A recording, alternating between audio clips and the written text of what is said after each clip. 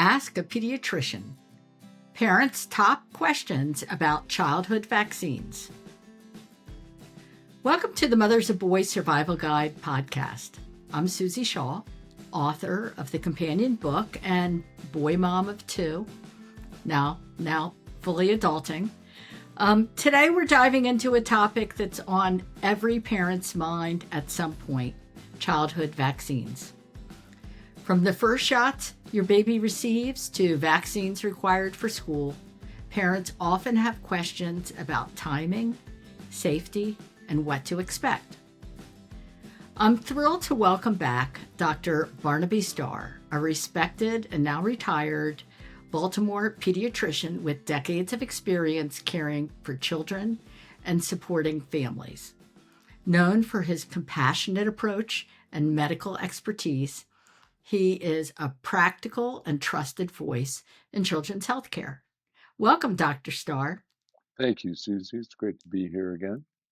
So you joined us, for some earlier podcasts. In fact, our very first podcast on bringing your newborn home. And so we really appreciate your willingness to tackle parents' top questions today about vaccines so that they can feel more informed and confident in making decisions for their child's health.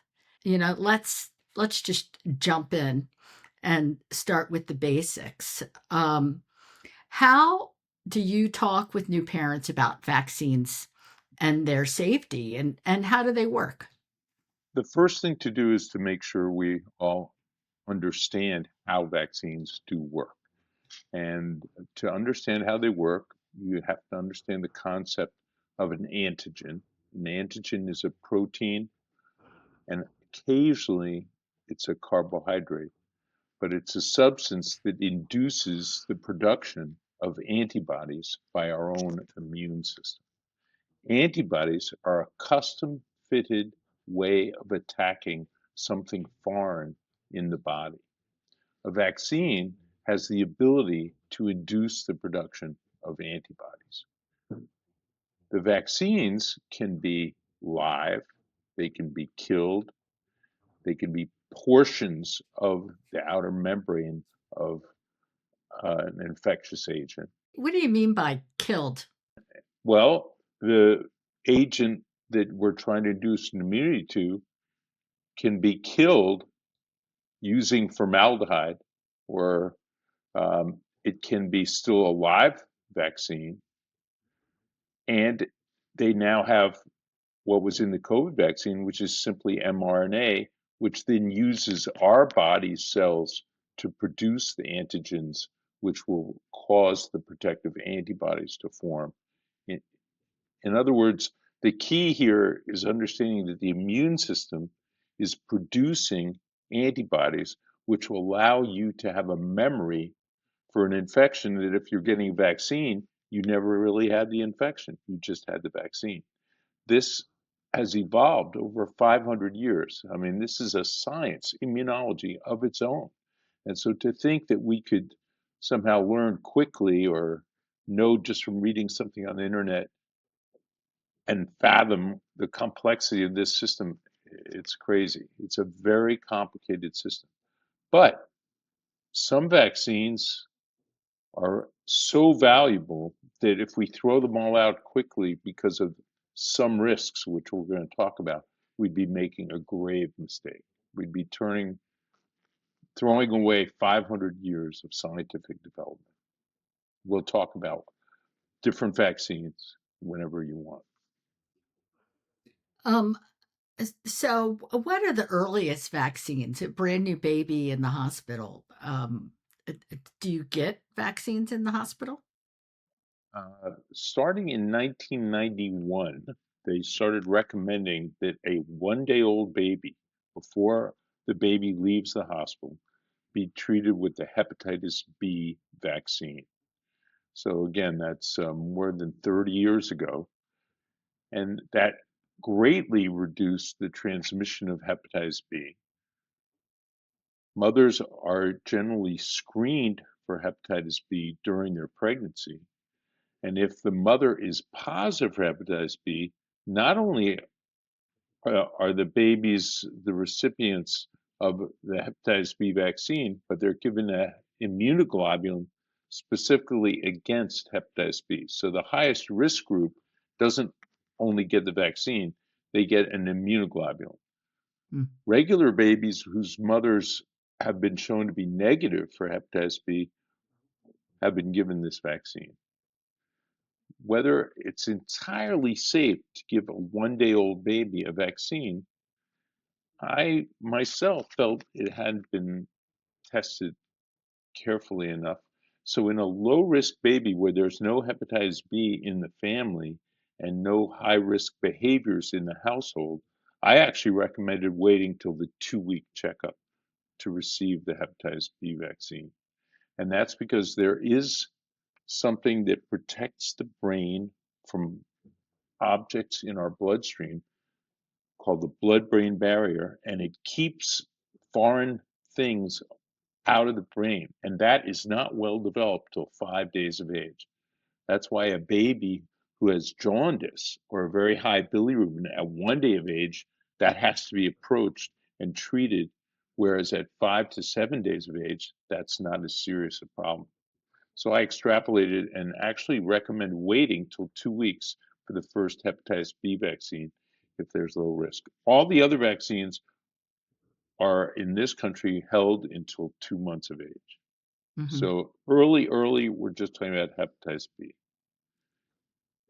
So how do parents keep track of, the schedule of vaccines that children are Well, it's to actually the receive? responsibility of the doctor who's providing vaccines to keep a log of all the vaccines that are given in the office, and that should be readily available so that at every visit, even a sick visit, the doctor should be able to look at the chart and make sure that the patient is up to date. Parents are usually given a little vaccine record, and at every well visit or any other visit where a shot is given, that record should be produced and the dates put in. That Hmm. doesn't always happen. People forget the books, they lose the books. So it really is the doctor's responsibility to keep in the chart anything that's been given. The notion that we could inject something into the body and not have any kind of side effect is crazy. It is an intervention, and every intervention may have some kind of side effect, and we can talk about what side effects are expected and what are much less common. But the fact of the matter is, each vaccine you have to look at with a risk benefit ratio. Is this worth the chance of any side effects? And that's what makes this topic very complicated. There's also the import of herd immunity, where we're looking for the population as a whole to have a certain percent of the population vaccinated against a disease, particularly a very contagious disease, so the disease can't rear its ugly head. And that's where, a disease like polio has been nearly eliminated because of herd immunity. Whereas, I recently had an uncle pass away and he had polio as a child. And I don't know of anyone in my generation or since that has had that disease. Is that because of herd immunity? Yes, and it's a real problem though, because people now don't realize how necessary it is to keep that disease at bay. That disease does still exist in the world. If you travel to India, areas of Africa where there's still polio, you want to be immune to this. People don't remember that in the 50s, right here in Baltimore, uh, the public swimming pools were closed. People couldn't go to the local swimming pool because of the risk of being exposed to the polio virus. Um, in some countries, they still use a live oral polio vaccine because they want the virus to still be present in the environment to boost immunity in people who do not get the vaccine. In our country, there's not enough polio around to want to use the live oral polio, so we use an injected polio. And there's very little side effect from the injected polio vaccine. The disease where the biggest problem with herd immunity is becoming an immediate problem is measles. And that's because it's such a contagious disease that you need 95% of your population to be immune to have what's called herd immunity. And people, just because they don't see measles as much as they used to, they don't realize how necessary it is. So, let's get just briefly, you've mentioned the side effects and safety. So, how do vaccines get tested before given to children? In large populations, that they get tested to see what the side effects are and how often they happen. And those studies are done before the vaccine is introduced. Sometimes they're done in other countries, and occasionally there actually have been some problems with the rotavirus vaccine that was an oral vaccine was being studied in China. It turned out there was a problem in the slightly older infants getting the rotavirus vaccine. They were developing a complication called intussusception, which is an obstruction of the bowel. And that vaccine now is given to young babies, but not given beyond the age of 8 months. And that particular preparation of that um, immunization was actually taken off the market. So, I mean, their studies are done to make sure things are safe. And what are the most common side effects? Again, That a parent. it varies vaccine to vaccine. Um, to the 2, 4, and 6 month shots, which are usually diphtheria, pertussis, polio, like we talked about, Haemophilus influenza type B, which is a meningitis and epiglottitis vaccine, pneumococcal vaccine. The most common reactions are within the first 24 hours, a little bit of fever, irritability, and locally a little swelling or a little tenderness. Easily treated, with Tylenol. However, different patients can have different complications depending on what's going on with them. If you have a child, for example, who has a neurologic disease like a seizure disorder, then the P in the DTP or DTaP shot, that P can have more untoward effects in a child with a neurologic problem. So that part of the vaccine can be left out. So you can see right away that it becomes complicated because for each patient, there may be some slightly different level of possibility of side effect. So, really, what I'm getting at is for good vaccine therapy, you really have to look at each case individually, and each parent should feel comfortable asking about the vaccines with their child. It Did you find there were more complications, or if the child had allergies, or, you Mm, know There's specific recommendations. For example, uh, some vaccines are prepared in chick embryos. And so if there's an egg allergy, you have to avoid certain vaccines. But in general, I didn't see my atopic or allergic children have more problems with the vaccines. I think a lot of people don't understand also that the herd immunity for the adult population can be related to the pediatric vaccines. And what I'm beginning at here is everyone's aware of the vaccine called MMR. Well, that Mhm. R stands for rubella. Rubella, which is also known as 3-day measles, rubella is 50% asymptomatic in the patient who gets it. They might not even know they have it, but it wreaks havoc on the fetus. So what we're really doing when we give the MMR vaccine to children is we're trying to create a population that doesn't convey rubella to pregnant women. Mm. If you drop the immunization rate of that little R, that rubella, to low levels where there's no longer herd immunity, we're going to start seeing a lot more fetal problems. And the fetal problems from a mother having rubella during the pregnancy are cardiac problems, central nervous system problems, deafness.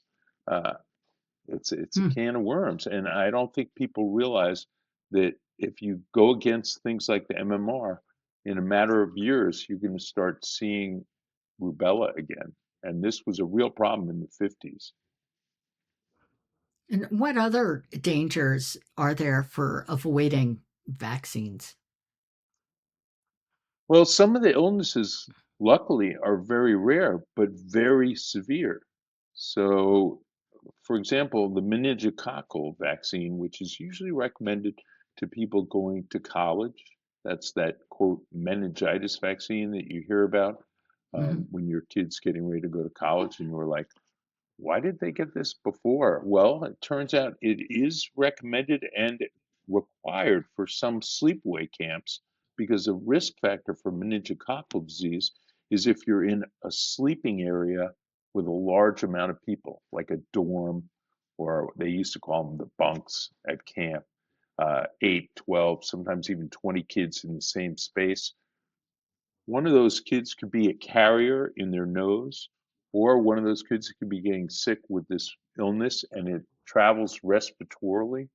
And so, if you're going to live in a dorm on a college, that was considered a really high risk. If you're a military recruit and you're going to be in a barracks, very high risk. So, the meningococcal vaccine prevents that disease. If you get that disease, it's a terrible disease. People lose their limbs from shock with this particular disease. Luckily, it's not common. So you tell me, is it worth all the people who get it having a day of soreness, maybe a little fever when they get it, to get rid of a disease that's really rare but really devastating? I mean, these are the questions that are confronting uh, the immunologists who develop these vaccines. So I have gathered the list of sort of childhood and vaccines. We can call this sort of the lightning round. All right. Do you mind? I will tell you what the vaccines are, and you can just give us a quick overview of what they do. And Sure. um, so the first is infants, early childhood. This is in the birth to 6 months. Uh, hep- Hepatitis B. So you've already, I believe, talked about that, right? Right. And and again, that's become a requirement for some daycares. It's certainly a requirement for school that you have to have had all three shots, um, usually within the span of a year. So, I mean, the exact dates aren't that important. I talked about how my own thinking is in a very low risk baby. Giving it at 1 day of age might not be as safe as waiting till they're 2 weeks old.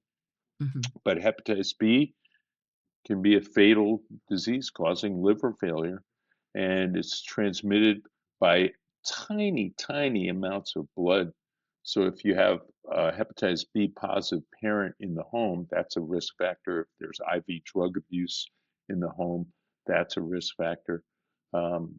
But again, it's a disease that we have greatly reduced with this vaccine, and the vaccine itself is very safe.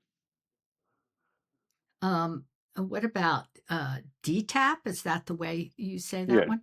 that's a combination vaccine that's going to protect you against diphtheria, tetanus, and whooping cough using AP, which is acellular pertussis, because the old whooping cough, which is the pertussis vaccine, used to be a whole cell vaccine and it had a lot more in the way of fever and side effects. However, like I was saying before, if there's someone with neurologic disease, you have to be a little careful with that pertussis whooping cough component, and we can leave that out if we have a history of ongoing neurologic disease. So you can give a DT instead of a DTAP. Um, Hmm. why do you want to be immunized against these. Well, diphtheria used to be a horrible cause of the loss of, 2 out of your 5 children if it came Mm. through your town. Uh, it's the appearance of a very thick, what's called a pseudomembrane in the throat, and the children would actually suffocate from this horrible sore throat that they got. And again, we we don't want to turn back the clock and start seeing these diseases, but because people don't see them, they don't realize the import of these vaccines. So again, DTaP, a little bit of fever, you can actually use Tylenol even at 2 months of age. I often recommended 1 or 2 doses preventively, and then you keep giving it for up to 24 hours if you needed to. Most side effects from the DTaP are right away. What about HIB? Okay, Hib. This is more an example of a potentially very devastating infection where the vaccine is a sugar, a polysaccharide, so you're not going to have very much in the way of side effect at all. And meningitis, septic arthritis, which is an infection in the joints, and a very horrible illness that we really don't see much anymore, epiglottitis, which is a swelling of a little trapdoor that protects your airway. The Hib vaccine prevents infection with a bacteria that used to cause death from that infection called epiglottitis. And it's been a fantastic addition to our armamentarium immunologically because we did used to see in my residency just 35, 40 years ago, we had a couple of deaths due to epiglottitis, and the Hib prevents it and has very little in the way of side effect.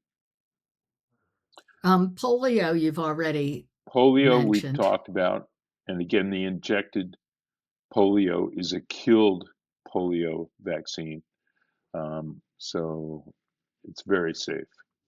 Mhm. Then there's pneumococcal. You might see that on your list because that's Right? given at the same. PCV, right? Correct. That's the pneumococcal vaccine, and everyone thinks about pneumonia being prevented, bacterial pneumonia being prevented by that. But for pediatricians, it's a very important vaccine because that was the one bacteria, pneumococcus, that would get in a child's bloodstream and not be located anywhere else. Mm. An infection called pneumococcal bacteremia. So before that vaccine came out, every time we got a call from a very feverish infant under the age of 18 months who didn't have a source, didn't have a cough or a cold or an ear infection, the parent said, "There's really, I don't know where the fever's coming from." We had to worry about that particular infection, pneumococcal bacteremia, meaning infection of the bloodstream itself. Once this vaccine came out, we no longer had to worry about that. And that was a fantastic advance in pediatrics. And again, that's a very safe vaccine because that's a polysaccharide, a sugar. Mm. MMR, you've sort of mentioned that. MMR, we've talked about. The biggest problem with getting rid, people are really worried about the MMR because there was that now proven false accusation that it was causing autism. That set us way back. People became very dubious about whether Mhm. or not they wanted the MMR. The MMR is given at 12 to 15 months, and then a booster dose has to be given at least a month later. We generally give it before the kids start kindergarten at age 4.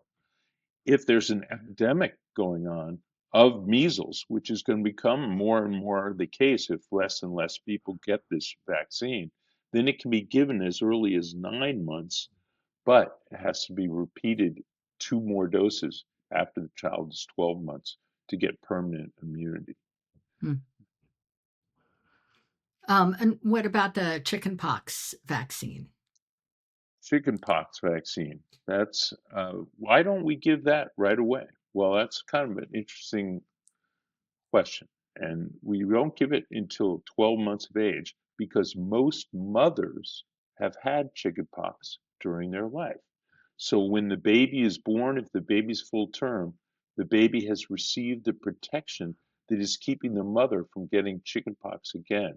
That those antibodies travel through the placenta into the baby and protect the baby during the first year of life. Many infants who do get chickenpox at 9 to 12 months get it again because they haven't formed their own protection. So we don't give the chickenpox vaccine until 12 months or older. And, Hmm. and again, that's one that also gets boosted later. What about hepatitis A, Hep A? Hep A, in the scheme of the vaccines you've been asking about, relatively new, um, can be a very devastating illness, luckily not seen very commonly. Very safe vaccine. Again, one I think a parent could talk about with the doctor as to whether or not, if they're skeptical and they don't want vaccines, it might be one they can wait on. So now we've getting into the school-aged adolescents, um, kids 7 to 18 years of age. The first one on my list is DTaP. Is that a booster? Because tetanus That's a is in that. booster of each, as a child gets vaccines, they form a higher concentration of antibodies, but their memory for a vaccine improves with age. So when they're an infant, their memory doesn't last more than 2 to 3 months from the first or second shot. That's why you get three in the first 6 months of life. But as they age, their immune memory is better. And once you boost DTaP at age 4 before the child starts school, you don't need another boost of immunity for 5 to 10 years. Hmm, that's incredible. Okay, what about HPV? And there's a lot of this is a newer one, and I think feel like this just came out when my boys were reaching this age, and I was very actually excited that this was available in the toolbox. HPV, the development of a vaccine for it was hand in hand with the discovery that some cancers are caused by viruses, and in particular, certain serotypes of the human papillomavirus, that's what the HPV stands for, cause cervical cancer in women. If you give this vaccine before children have become sexually active, you basically prevent their ability to get infection with those serotypes of this virus, and you greatly reduce, if not eliminate, the cervical cancers that are arising from that virus. So we were looking for what's a good age for this to be given, where it will have a long memory. And it turns out it can be given as early as age 9, as late as 15 or 16, if we haven't had any sexual activity yet. And giving it only to women, which initially was one of the thoughts, doesn't work. It has to be given to everybody. And luckily, you were very receptive to the idea of having your boys immunized to it. But I did have a lot of patients who didn't even want to consider it. Yeah, well, I have known and had friends that have gone through that sort of cancer, and I just feel as though prevention, even though I had boys, was very, very important. And I think as moms and women, we should be on board. So that's just my personal opinion. Well, Um, again, this is a virus that the risk factor is sexual activity, and there's a very big river called denial. And there are a lot of parents who swim in that river and maybe hope that their children wouldn't get involved with any sexual activity. of course, no sexual activity is going to be happening. um, so, what is the difference between, recommended and required? Or, I mean, Well, that's a really good question. It's actually somewhat of a gray area, particularly this year, because I've been reading that this year's different states are behaving differently in terms of enforcing even school requirements. Florida has voted against having mandates, and rapidly, I think 9 other states are considering dropping mandates for immunizations. We're rapidly going to lose what you and I were talking about with herd immunity if enough people decide they don't have to get their vaccines. Uh, Again, an honest appraisal is yes, you're taking a tiny little risk, but you're producing an immunity of the herd that will protect. There are some people, for example, who can't get vaccines, and if they're exposed to the diseases, they're at a much higher risk of getting them. You're helping protect those people. Um, so requirement, it's a really good question. I don't know that that school systems are going to follow requirements this year. Recommendations, again, should be given from a doctor to each family individually because there are different risk factors that make some vaccines more dangerous than others. I get the flu shot it, it, every year. Um, I think there is a misconception about that if you get an immunization like the flu shot, that you won't get the flu. How does that work? Well, the flu is a very complicated virus in that it can mutate. And when they design the flu vaccine based on what virus is going around that year or what different types of that flu virus seem to be the most common that year, when they actually make that vaccine during the summer months, anticipating what's going to come that year, sometimes the predictions are wrong. And so it can be as little as 30% protective. Um, when it's at its best, it's about 70% effective. And again, it's against influenza, not rhinovirus, which causes the common cold. So, I mean, it's a way of beefing up your protection, but it's certainly not a foolproof 90 to 100% immunity like you're getting with the other childhood vaccines we talked about. And in all candor, I think they're still working to produce a more effective flu vaccine. Flu itself, in most people, is not as severe an illness as some of the ones we've talked about before. So again, each patient has to decide, and it depends on your age group, whether you have underlying lung disease, things like that, as to how serious the flu might be for you. So once again, the flu is a great example of one where you should talk to your doctor about whether they advise to get it. And what about the COVID-19 vaccine? Yeah, I'm really on the fence right now about each year they develop a new COVID vaccine. I'm not scared by the technology of mRNA vaccines, where simply you're giving a little mRNA and then your own cells are using that mRNA to produce the antigenic substances we talk about that give your immune system a memory. Um, I think that that's something that needs to be discussed depending on your age, your health, with your doctor. I mean, this really is a complicated area. To oversimplify and say, oh, vaccines can cause all kinds of troubles. I think I don't want to give any to my child is a real disservice to your child and to yourself.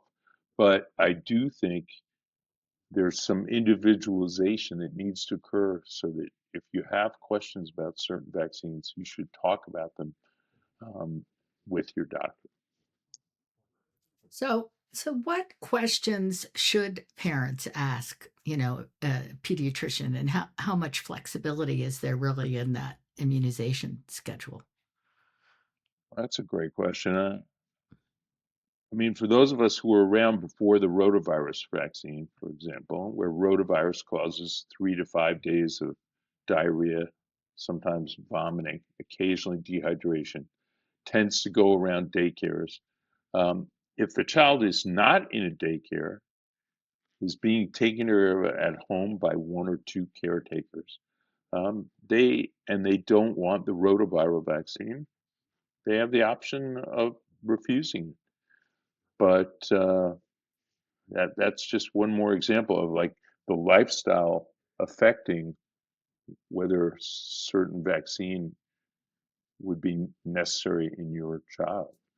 Uh, So the conversation with the pediatrician, it's the parent's job to advocate and understand, the health of their child and to discuss it with their pediatrician. Absolutely. That's part of the interaction every day in the office. Um, and I will say, I did have a few patients who were blanket against all vaccines.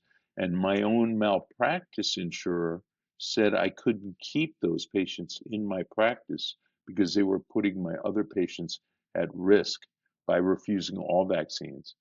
And they advised me that I had to tell patients who refused all vaccines to go elsewhere for their care.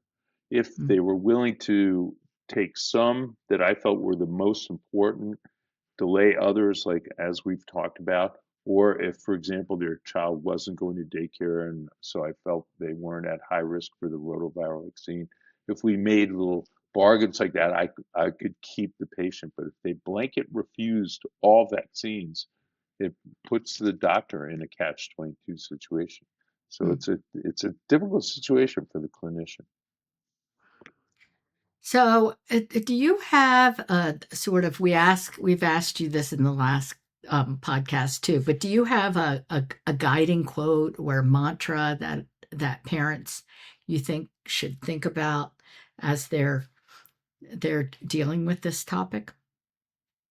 Don't be too quick to throw out what really has evolved over a 500-year pathway of truly dedicated medical investigators.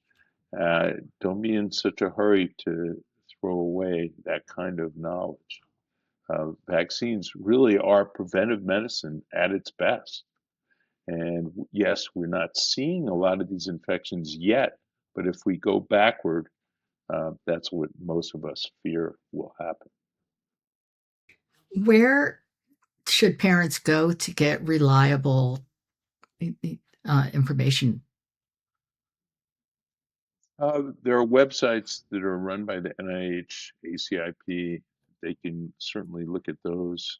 Um, but again, I think if they have questions, they should ask their own doctor when they're in for those visits.